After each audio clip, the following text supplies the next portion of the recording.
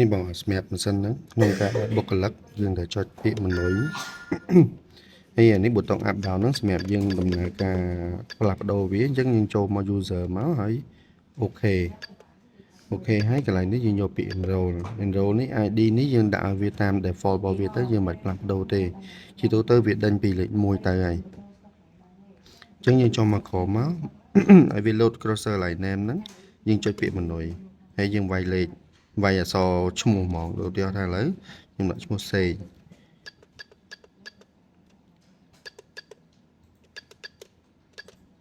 អញ្ចឹងអូខេ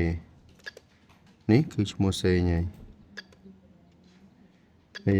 សម្រាប់កន្លែង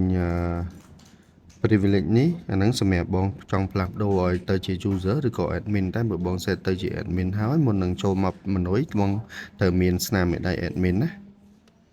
គាត់ថាចេះ manager manager នេះ manager ចឹងមកចង់ចូលមកមនុយឬក៏ setting នៅក្នុងម៉ាស៊ីនហ្នឹងគឺទាមទារ verify ជាមួយមេដៃរបស់ admin ចឹងអូខេ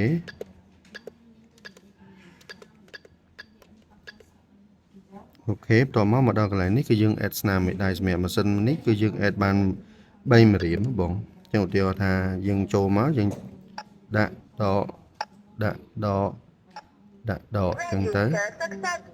អូខេវាមានអាភ្លើងពណ៌ទឹកក្រូចនេះបានន័យថាយើង add បានមួយម្រៀមហើយសម្រាប់ password នេះយើងអាចដាក់ password បានបើកាតនេះយើងអត់មានទេបងអញ្ចឹងយើងអាច set password បាន4ខ្ទង់អាហ្នឹងណាខ្ញុំឧទាហរណ៍ថាខ្ញុំចេញនេះអានេះបើយើងចេញមកវិញវាឲ្យយើង add ជួយសួរយើង add តអត់បើយើង add តវាឡើងមក ID លេខ2បើអត់ទេយើង escape វាសិនហើយសម្រាប់អានេះសម្រាប់យើង delete បុគ្គលិក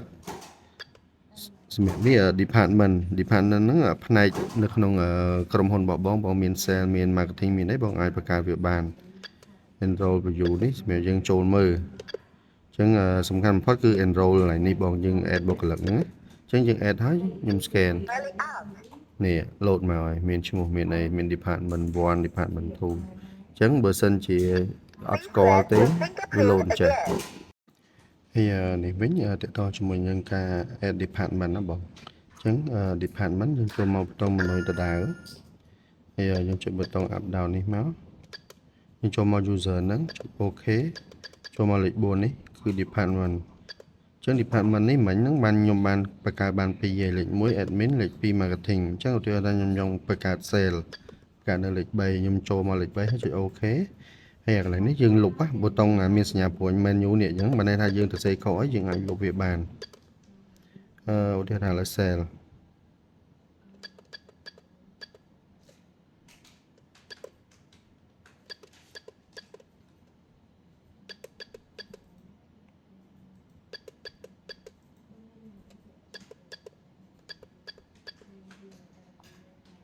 អញ្ចឹងយើងចុច OK មកនេះគឺវាជាប់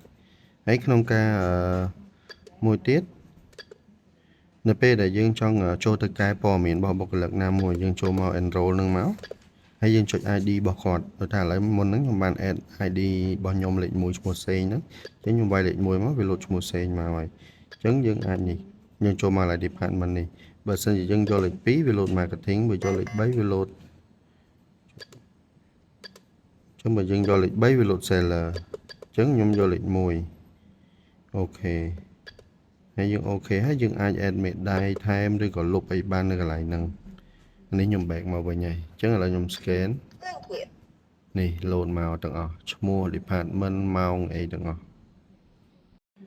បានបងអានេះយើងសម្រាប់ពេលដែលយើងយក report យើងត្រូវមាន flash USB មួយជាទូទៅទាមទារយើងប្រើ flash ថ្មីទៅវាអត់សូវមានបញ្ហាហើយយើង format វាជា file FAT32 អាហ្នឹងបានវាស្គាល់ហ៎បងអញ្ចឹងដល់ពេលយើងយក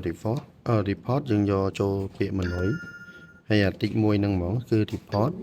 យើងយកអាខាងលើគេហ្នឹងហ្មងបង report download អញ្ចឹងយើងដោត flash វាចូលមកកន្លែងជើងនេះបងបាទ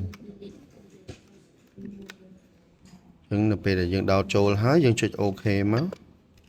រងចាំវាឲ្យយើង select ថ្ងៃអញ្ចឹងជាទូទៅវាដាក់ដើមខែចុងខែអញ្ចឹងបើយើងយកប៉ុណ្ណឹងយើង OK មកចា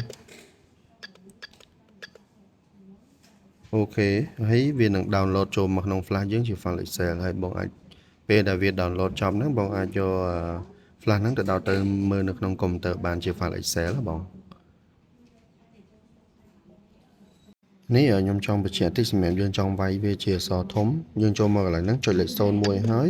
យើងចុចអក្សរអញ្ចឹងវាទៅជាអក្សរធំហើយបើយើងអត់ចុចលេខ0មុនទេវានឹងទៅជាអក្សរទូចនេះបងយើងចង់ reset ម៉ាស៊ីនហ្នឹងយើងចូលមក menu ហើយចូលមក setting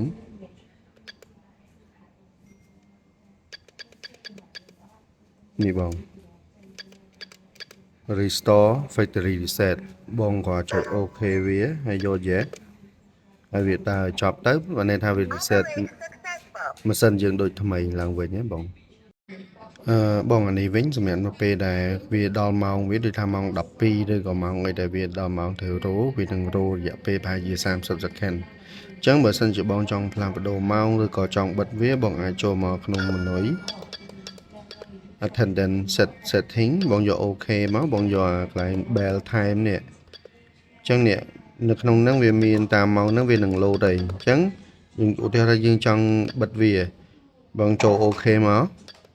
ហើយបងមកកន្លែង30 second នេះបង OK មួយបងឡើងទៅអស់តលែងមាន second ហ្នឹងបង OK នេះបងឃើញបាត់ទេកន្លែងពីឡោះហ្នឹងបាត់ហើយអញ្ចឹងមិនថាវានឹងបិទហើយ